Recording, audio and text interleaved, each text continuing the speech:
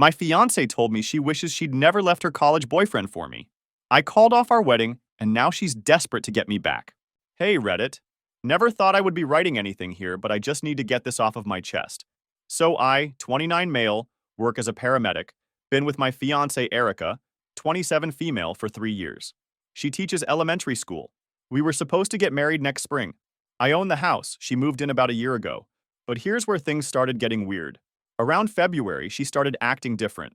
More time on her phone, wouldn't let me see who she was texting. Started going to bed earlier, just overall distant.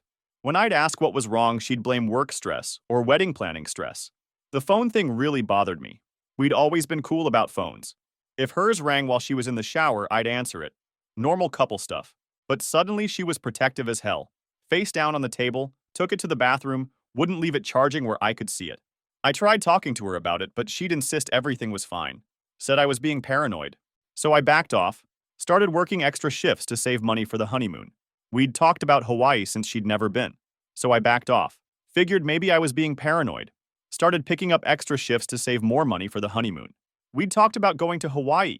She'd never been and always wanted to see the islands. I was putting in 60-plus hour weeks sometimes, which meant less time at home, less time to notice her weird behavior. The last few weeks before everything exploded, she was practically a different person. Still going through the motions of being my fiancé, still talking about the wedding and our future, but it felt fake, like she was acting out a role instead of actually being excited about marrying me. But I was still in denial, still making excuses. Thought maybe once we got through the wedding planning stress, things would go back to normal. Thought maybe she was just one of those people who gets overwhelmed by big events and shuts down emotionally. I was so wrong about everything.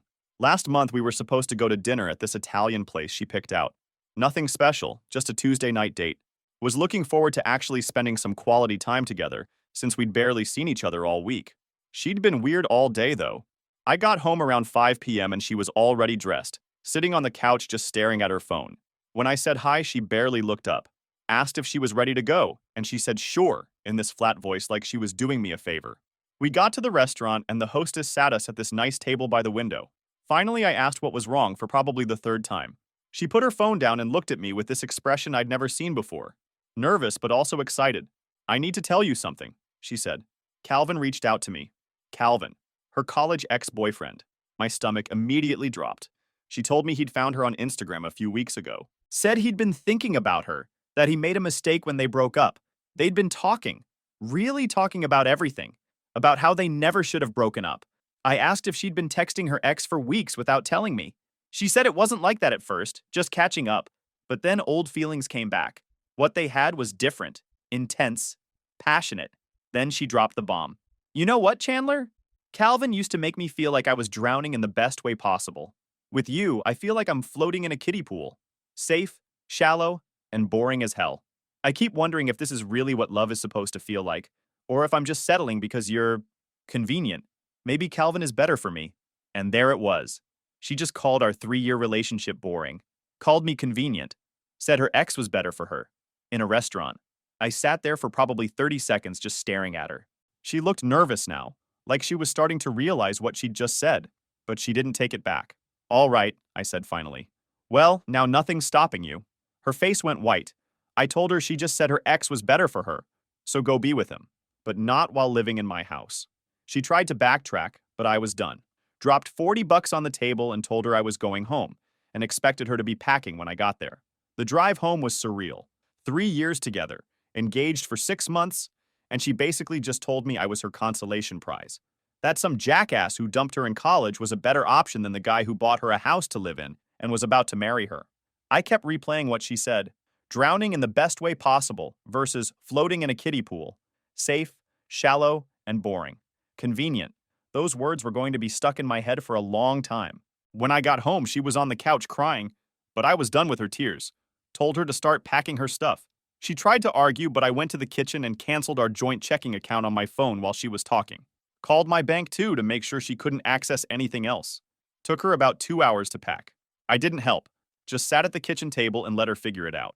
When she was done, she stood by the door with her suitcases looking at me like she expected me to change my mind. She asked if I wanted the engagement ring back. Set it on the coffee table when I said yes. Before leaving, she said it was crazy to throw away 3 years over one conversation. You're the one who threw it away, I told her. I'm just cleaning up the mess. And that was it. She left, and I was suddenly single again after 3 years. Sitting in my house that was way too quiet, looking at an engagement ring on my coffee table, wondering what just happened. By the next morning, the phone calls started. First was my mom, then my sister Sasha, then my dad. Word travels fast when you're supposed to get married in 2 months, and suddenly your fiancé moves out. I kept it simple with all of them. Told them Erica decided she wanted to be with someone else, and I wasn't going to compete for my own fiancé. My parents were pissed on my behalf. My mom wanted to know if there was another man involved, and when I told her about Calvin, she went off about how Erica was throwing away a good thing for a fantasy. My dad was more practical, asked if I needed help with any of the wedding vendors or canceling stuff. Sasha just called Erica an idiot, which honestly made me feel better. The hardest call was from Erica's parents. Her mom called me crying, begging me to work things out with their daughter. She kept saying that Erica was just confused and scared about getting married, that it was normal to have doubts. I tried to explain that this wasn't about wedding jitters, but she wouldn't listen. Her dad left me a voicemail saying I was giving up too easily and that relationships take work. I didn't call either of them back. What was I supposed to say? That their daughter told me I was boring and convenient compared to her ex? That she'd been emotionally cheating for weeks? They wouldn't want to hear that shit anyway. Our mutual friends were the tricky part. Within a few days, people started reaching out asking what happened. I made a decision early on that I wasn't going to trash talk Erica, but I also wasn't going to lie to protect her feelings. When people asked, I just said, "Ask Erica about Calvin," and left it at that. That simple phrase told them everything they needed to know. Most people aren't stupid. They could figure out what happened from there. And honestly, I wanted her to have to explain herself. I wanted her to tell our friends why she threw away our relationship for her college ex. Word spread fast. Our friend group isn't huge, maybe 15 people total, and within a week, pretty much everyone knew the basic story. The reactions were mixed, but mostly in my favor. The guys were all on my side. They understood why I couldn't stay with someone who basically called me her backup plan. Some of the women thought I was being too harsh and that I should have tried counseling or given her time to figure out her feelings. But screw that noise. I'm not going to counseling to convince someone to choose me over their ex. I'm not going to sit around while my fiancé figures out her feelings about whether she wants to be with me or some other dude. That's not how this works. The worst part was dealing with all the wedding stuff. We'd already put deposits down on everything. Venue, catering, photographer, DJ, flowers. Some vendors were understanding when I explained the situation. The photographer was cool about it, said she'd been doing weddings for 20 years and seen it all before. Only charged me a small cancellation fee. Others were less sympathetic. The venue kept our entire deposit, said it was too late to rebook for our date. The caterer wanted to charge us for food we'd already ordered. All told, I was out about $8,000 in deposits and cancellation fees. $8,000 for the privilege of finding out my fiancé thought I was boring. But here's the thing. I didn't ask Erica to help with any of the financial hit. I could have taken her to small claims court for half the costs, but I wanted a clean break. The money sucked to lose, but it was worth it to not have to deal with her anymore. The vendors weren't even the hardest part. It was calling all our friends and family to let them know the wedding was off. These conversations were brutal. Everyone wanted more details, wanted to know if there was any chance we'd work things out. The weirdest reaction came from some of the teachers at Erica's school. 3 different women reached out to me, not to defend Erica, but to check on me and basically say she'd screwed up. These are people who work with her every day, and they were taking my side. That told me everything I needed to know about how she was handling the situation at work. Apparently, she'd been telling people that we grew apart and had different visions for the future. Typical bullshit to make herself look better. But teachers are smart, and they could probably see right through her story. Plus, if she was acting weird at work the same way she was acting weird at home, they probably knew something was up. About 2 weeks after she moved out, I heard through a friend that Erica had been posting on social media about following your heart and not settling for less than you deserve. That pissed me off more than anything. She was making it sound like I was the one who wasn't good enough, like she'd outgrown me or some shit. But I didn't respond, didn't post anything about my side of the story, didn't try to set the record straight publicly. I figured the truth would come out eventually, and getting into a social media war with my ex-fiancé wasn't going to help anyone. The hardest part was just being alone in the house again. For over a year, I'd gotten used to having someone there when I got home from work. Someone to cook dinner with, watch TV with, talk about my day with. Suddenly it was just me and way too much quiet. I threw myself into work, picked up extra shifts whenever I could. Staying busy helped, and the overtime pay would help make up for the money I'd lost on wedding deposits. My partner at work, Mike, knew what was going on and was cool about covering for me when I needed to make vendor calls or deal with wedding stuff. The guys at work were supportive too. Couple of them had been through divorces and told me I was lucky to find out who she really was before I married her instead of after. They were right, but it still sucked. About 3 weeks after everything went down, I was starting to feel like maybe I could move on. The immediate shock and anger was wearing off, and I was beginning to think about what I wanted to do next. Maybe travel somewhere I'd always wanted to go. Maybe renovate the house. Maybe just focus on work and figure out the rest later. That's when everything got a whole lot more interesting. For about 6 weeks after everything went down, my life was actually pretty good. I know that sounds weird considering I just had my engagement blown up, but hear me out. Once I got past the initial shock and anger, I realized how much stress had been lifted off my shoulders. No more wondering why she was being distant or secretive with her phone. No more wedding planning stress or arguing about guest lists and centerpieces. I could come home from work and just relax without having to analyze every conversation for hidden meaning. I'd blocked Erica's number and all her social media right after she moved out, so if she was trying to contact me, I wouldn't know. And honestly, I didn't want to know. She'd made her choice clear as day when she told me Calvin was better for her. Far as I was concerned, she could go live happily ever after with her college ex and leave me alone. Around this time, I started talking to this nurse from the ER named Veronica. Nothing serious at first, just casual conversation during downtime between calls. She was cool though, funny, smart, and definitely easy on the eyes. More importantly, she didn't seem to have any crazy ex-boyfriend drama going on.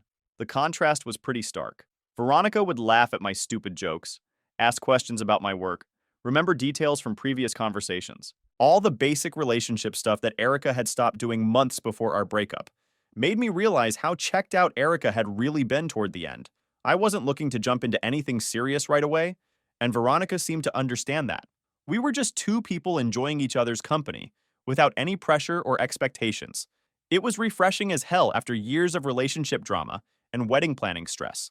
Then one afternoon, my buddy Joey calls me laughing.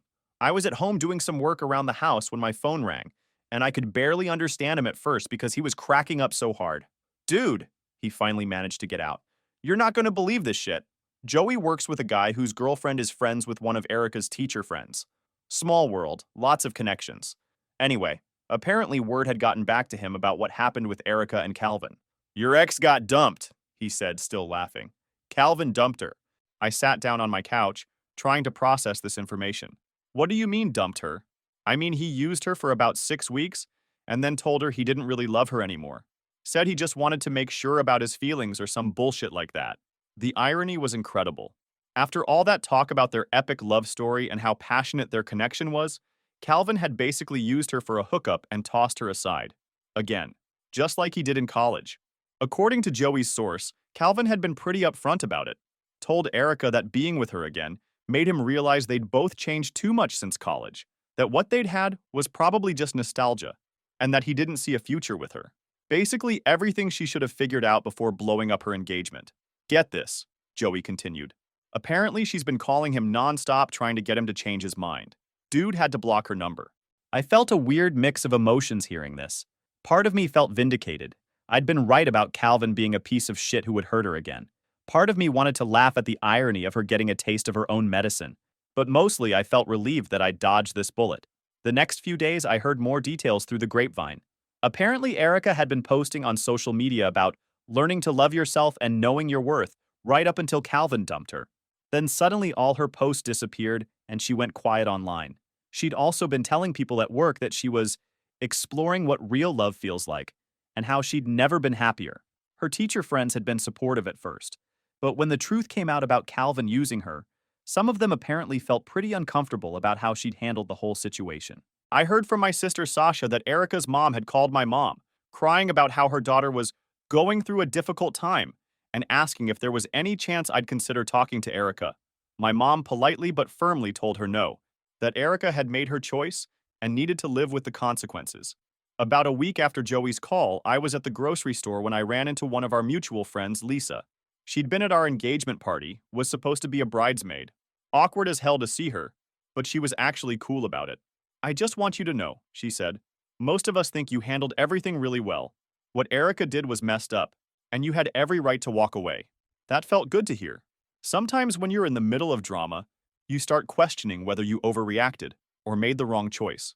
But hearing from someone who knew both of us that I'd done the right thing was reassuring. Lisa also confirmed what I'd been hearing about Calvin. She really thought he was going to leave his whole life behind to be with her, she said. Like she was talking about them moving in together and everything. It was delusional. Apparently, Calvin lived about 3 hours away and had his own life, job, probably other women he was seeing.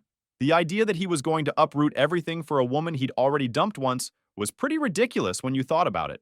But that's what happens when you build a fantasy in your head based on nostalgia and emotional cheating. You convince yourself that your ex was this perfect person who got away, when in reality, they're just another flawed human being who already showed you once that they don't want to be with you. A few days later, Erica started trying to contact me. She called from different numbers since I'd blocked her original one. I didn't answer any of them. Then she showed up at the fire station where Joey works part-time, asking him to give me a message about how sorry she was and how she'd made a huge mistake. Joey told her to kick rocks, told me later that she looked like shit, like she hadn't been sleeping or eating right. Part of me felt bad about that, but a bigger part of me thought she'd earned every bit of misery she was feeling. When showing up at my friend's work didn't get my attention, she apparently decided to try a different approach. She wrote this massive Facebook post about our relationship and breakup.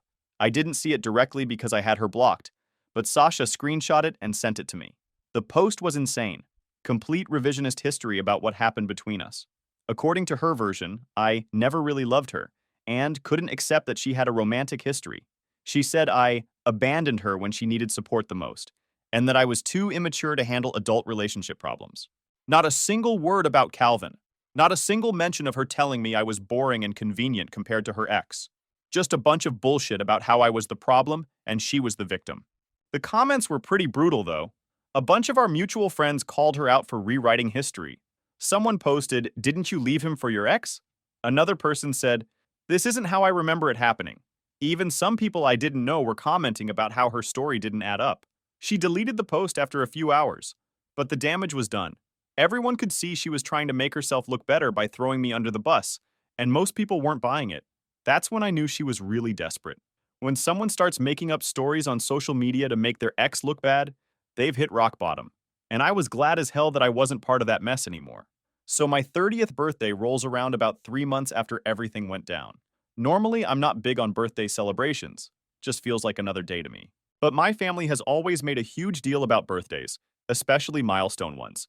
And they weren't about to let me skip it just because I'd recently become single again. I'd been seeing more of Veronica over the past month. When I mentioned my birthday party, she seemed excited to meet my family, which was a good sign. The day of the party, I woke up actually feeling pretty good. 30 years old, owned my own house, had a solid job, good friends, and was seeing someone who didn't think I was boring or convenient. Not a bad place to be, all things considered. Hell of a lot better than where I'd thought I'd be a few months earlier, when I was stressed about wedding planning and dealing with Erica's weird moods. Veronica showed up around 3 with this amazing chocolate cake she'd made herself. She remembered me mentioning once that I hated the artificial taste of most store-bought frosting, so she'd made the whole thing herself. Little gestures like that meant more to me than she probably realized. My mom loved her immediately. They spent like 20 minutes talking about the cake recipe and cooking in general. My dad was grilling burgers and invited Veronica to try his secret sauce, which he never shares with anyone. Sasha pulled me aside and whispered that she approved, which was huge because Sasha has never liked any of my girlfriends. The contrast with how Erica used to act at family events was pretty stark. Erica always seemed like she was doing me a favor by showing up, like spending time with my family was some kind of chore she had to endure. She'd be polite but distant, checking her phone constantly, complaining later about how long the events went, or how my dad told the same stories over and over. Veronica actually seemed to be having fun. She was asking my mom about embarrassing childhood stories, laughing at my dad's terrible jokes, playing cornhole with Tom and holding her own. She fit right in like she'd been coming to family gatherings for years. Around 6 p.m., we were all sitting around the fire pit my dad had built last summer. Good food, good company, couple of the guys telling stories about stupid calls we'd been on at work. I was thinking this might be one of the better birthdays I'd had in years. Definitely better than last year when Erica spent the whole time on her phone and barely acknowledged it was my birthday. That's when someone knocked on the front door. At first I figured it was maybe a neighbor complaining about the noise or asking us to move cars or something. We'd been pretty loud, and it was a Saturday evening. But when I opened the door, there was Erica standing on my porch with a wrapped present and this big fake smile like nothing had ever happened between us. "Happy birthday, Chandler!" I just stared at her. She looked different, thinner, like she hadn't been eating right. Dark circles under her eyes like she wasn't sleeping well. Her hair was different too, shorter, like she'd cut it herself or gone to some cheap salon. She was trying to look happy and confident, but I could see the desperation underneath. "What are you doing here, Erica?" "I brought you a gift. Can I come in for a minute?" The conversation behind me in the backyard had gotten quieter. People probably wondering who was at the door, if everything was okay. Last thing I wanted was to bring this drama into my birthday party with my family and Veronica there. "You can't just show up here uninvited." I know. But it's your birthday, and I felt bad that we're not talking. I just wanted to give you this, and maybe we could talk for a few minutes. She held out the present like it was some kind of peace offering. Probably something she'd bought months ago when we were still together, before she decided Calvin was better than me. The whole situation was surreal. My ex-fiancé showing up at my birthday party after telling me I was boring and convenient, after getting dumped by the guy she left me for. About what? About us. About how stupid I was. About how much I miss what we had. I actually laughed, which seemed to surprise her. "You miss what we had? You mean the boring, convenient relationship? The kiddie pool?" Her face turned red. She'd probably hoped I'd forgotten about that comment, or that time would have softened the impact of those words. But you don't forget when someone you love tells you that you're their backup plan. She tried to backtrack, saying she was upset when she said that she didn't mean it. But we both knew she did mean it. People don't say things that specific and hurtful unless they've been thinking them for a while. That's when the front door opened behind me and Veronica stepped out. "Everything okay out here?" The look on Erica's face was priceless. She went from hopeful to shocked to angry in about 2 seconds. You could see the gears turning in her head. I was supposed to be sitting at home miserable and alone, waiting for her to come back. I wasn't supposed to have moved on, especially not with someone who was clearly attractive and put together. "Who is this?" Erica's voice got loud and shrill. Veronica introduced herself calmly, said she must be Erica. Professional as hell, didn't take the bait or get drawn into drama. Just acknowledged the situation and stayed composed. "You're already dating someone else." Erica was getting louder now. "It's been 2 months. Actually, it's been almost 3 months since you chose Calvin over me," I corrected her. "And yeah, I'm dating someone who actually wants to be with me." That's when Erica completely lost her shit. Started screaming about how I never fought for our relationship and how I replaced her like she meant nothing. Classic projection. She was the one who'd thrown away our relationship for her ex, but somehow I was the bad guy for moving on with my life. Veronica just stood there looking uncomfortable, but not backing down. She didn't try to defend herself or get into an argument with my ex. Just stayed calm and let Erica make an ass of herself on my front lawn. The yelling drew attention from the backyard. My dad came around the side of the house to see what was going on, took one look at the situation, and told Erica she needed to leave. When she refused and kept screaming, Sasha came out too and told her to get off our property before they called the cops. My family had never really liked Erica, but they'd been polite for my sake. Now that we weren't together anymore, they didn't have to pretend. Sasha in particular had zero patience for this bullshit and wasn't shy about saying so. But Erica wasn't done. She was in full meltdown mode now, probably realizing that her grand gesture wasn't going according to plan. She'd probably imagined showing up with a present and me being so grateful that she wanted me back that I'd forget everything that happened. Instead, she was having a screaming match with my family, while my new girlfriend watched from the sidelines. Not exactly the reunion she'd been hoping for. Finally, she stormed off toward her car, but before getting in, she turned around one more time. "This is ridiculous, Chandler. Don't you think it would just be easier if we got back together? We have 3 years of history."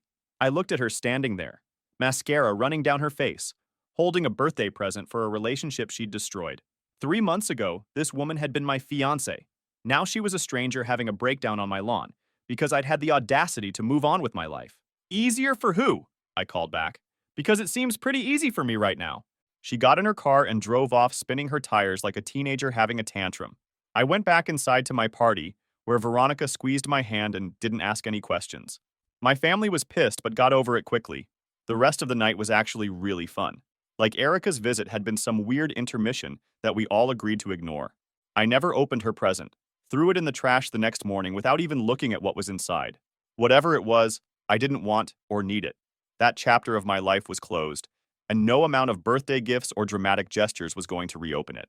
About a month after the birthday incident, I heard through the grapevine that Erica had moved back in with her parents. Apparently, she couldn't afford her own place on a teacher's salary without someone splitting bills with her. The irony wasn't lost on me. She'd thrown away a relationship with someone who owned his own house and had a stable career for a guy who used her for 6 weeks and dumped her. I also heard she'd taken a leave of absence from teaching.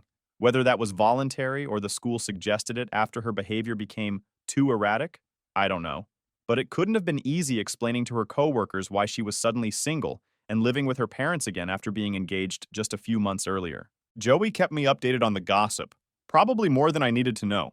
Apparently, Erica had been trying to get back in touch with other guys from her past, not just Calvin. Like she was working through a list of exes, trying to find someone to take her back. Pretty sad when you think about it, but that's what happens when you burn bridges for no good reason. The funniest part was hearing about how Calvin reacted when he found out about her birthday party visit. Apparently, someone had told him about her showing up at my house, and he was pissed. Called her crazy and told mutual friends that he was glad he'd gotten out when he did. The guy who'd convinced her to leave me was now talking shit about her to anyone who would listen. That's the thing about guys like Calvin. They're great at talking women into bad decisions, but they disappear the moment things get complicated. He'd filled her head with bullshit about their epic love story and how they were meant to be together, then bailed the second he got what he wanted. And now he was acting like she was the problem. But honestly, I stopped caring about the Erica drama pretty quickly. I had better things to focus on, like building something real with Veronica and advancing my career. The whole situation had taught me what I actually wanted in a relationship. Someone who chose me first, not someone who needed to be convinced that I was worth their time. Around the 6-month mark after our breakup, Veronica and I decided to move in together. She'd been practically living at my place anyway, and it made financial sense for both of us. More importantly, it felt right. I wasn't nervous about the commitment or worried about her changing her mind. When you're with the right person, these decisions feel natural instead of forced. Then, 2 months later, I ran into one of Erica's teacher friends at the grocery store. Lisa, the same one who told me I'd handled everything well. She mentioned that Erica was back to teaching, but at a different school across town. Apparently, she'd needed a fresh start, away from people who knew about the whole Calvin situation. Lisa also mentioned that Erica had been asking about me, wanting to know if I was still with that nurse and whether I seemed happy. The fact that she was still keeping tabs on my life through mutual acquaintances told me she probably wasn't doing as well as she wanted people to think. But that wasn't my problem anymore. I'd moved on completely, built a new life with someone who actually wanted to be with me, and I wasn't interested in whatever ongoing drama Erica was dealing with. Some people learn from their mistakes and grow as human beings. Others keep making the same bad choices and wondering why their lives don't improve. The wedding dress she'd bought was probably still hanging in her parents' closet somewhere, an expensive reminder of the life she'd thrown away for a fantasy. Meanwhile, I was building something real with someone who thought I was worth fighting for, instead of someone who saw me as a backup plan. A year after our breakup, Veronica and I got engaged. Nothing huge or dramatic, just a quiet proposal during a weekend trip we'd planned together. Erica finally broke her silence. She sent me a long text from a number I didn't recognize. Probably borrowed someone else's phone since I still had her blocked. The message was a novel, full of apologies and excuses and begging for one more chance to explain. She said she'd been going through therapy and realized she'd made the biggest mistake of her life. That Calvin had been a fantasy and I was the real thing. That she'd spent the past year thinking about me every day and regretting everything that happened. She claimed she was ready to fight for us now and wanted to meet up to talk about getting back together. I didn't respond to the text. Didn't even acknowledge that I'd received it. Erica had said everything she needed to say a year ago when she told me Calvin was better for her. Nothing had changed except that her backup plan had fallen through and she was realizing that good guys don't wait around forever. Erica taught me what I don't want in a relationship. Veronica showed me what I do want, and that's worth everything.